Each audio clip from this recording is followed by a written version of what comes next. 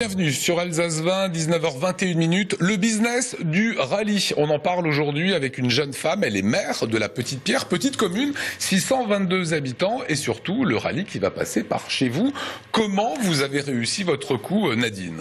Alors en fait, vous savez qu'un événement tel le rallye de France-Alsace, c'est un événement mondial, magnifique, absolument.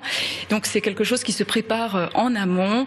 Et donc, bien entendu, les organisateurs ont consulté les municipalités précédentes. D'accord. Donc c'est mon prédécesseur, absolument, qui a donc donné son accord de principe. Mais c'est bien entendu avec grand plaisir que j'accueille cet événement aujourd'hui. Il faut faire un peu de lobby pour avoir la spéciale qui passe par chez soi.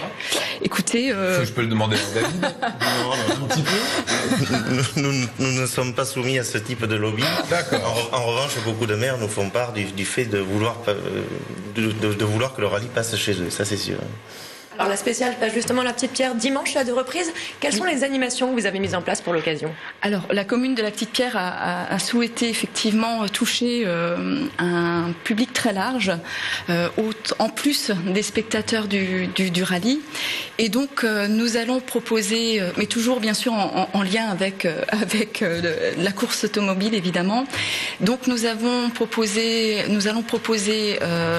une petite exposition de voitures buggy, avec la présence également d'un speaker qui présentera en fait les équipages qui passeront à travers la commune à vitesse normale, vu que la Petite-Pierre fait partie de la liaison en fait entre l'épreuve spéciale de la forêt de la Petite-Pierre et celle de Saverne. Et nous aurons également un petit groupe en principe de jazz en petit clin d'œil. J'ai souhaité cela à notre festival au gré du jazz de la Petite-Pierre, dont nous... Grand festival de jazz. Absolument. Festival. Et nous en sommes très fiers. Je remercie d'ailleurs, j'en profite pour remercier l'ensemble des organisateurs. C'était une très belle édition cette année. Alors, dans les coulisses du rallye, justement, la course et son impact sur l'économie, sur la vie des communes, c'est un reportage fait ce matin de Mathieu Chanvillard. Brighton Bar, 8h44 vendredi matin, c'est d'ici que le rallye de France 2014 s'élancera. Un sacré défi pour ce village qui accueille pour la première fois l'événement. Élus, employés communaux et associations, toute la commune est mobilisée pour accueillir la course et son public. On met en place les balisages, travail sur les buvettes et sur le parking surtout, parce qu'on a beaucoup de soucis pour recevoir énormément de monde. Mais en tout cas, on peut rassurer les gens, il y aura largement assez de place. On a tout fait pour que ça se passe du mieux possible. Juste au-dessus, au col du Kreuzweg, les Ferrali jouent aussi. La Villa Matisse accueille habituellement des séminaires.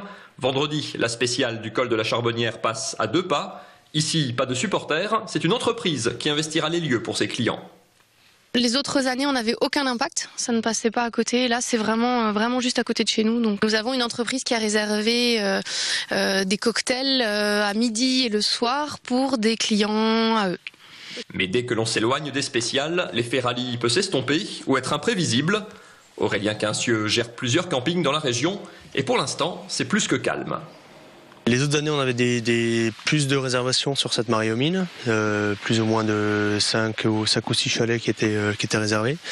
Et puis là, cette année, on n'a pas eu de réservation pour l'instant, mais bon, après ça va dépendre encore une fois de la météo pour voir au jour le jour les camping-cars, quoi.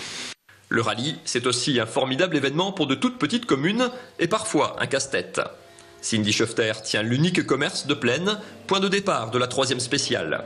Elle a prévu grand, buvette et restauration à l'intérieur et à l'extérieur, mais impossible de savoir à l'avance s'il y aura 50, 500 ou 5000 personnes. Dans le doute, on espère avoir du monde et on va prévoir tout ce qu'il faut pour accueillir tout ce monde-là. Même si on ne sait pas à quoi s'attendre, de toute façon, ça peut être que du positif. Même si c'est des gens qui passent et puis qui ne s'arrêtent pas, c'est bien, ça fait bouger la commune. Au-delà de la course, le Rallye de France, c'est donc aussi ça, un événement et une grande fête qui mobilise les communes et une opportunité, même d'une seule journée, pour les professionnels. Voilà, une vraie opportunité. Nous sommes avec Nadine Olderried-Weiss. Une dernière question. Vous qui êtes le maire de la Petite-Pierre, en termes de retombées économiques, est-ce que vous arrivez à mesurer ce que vous allez rentrer ?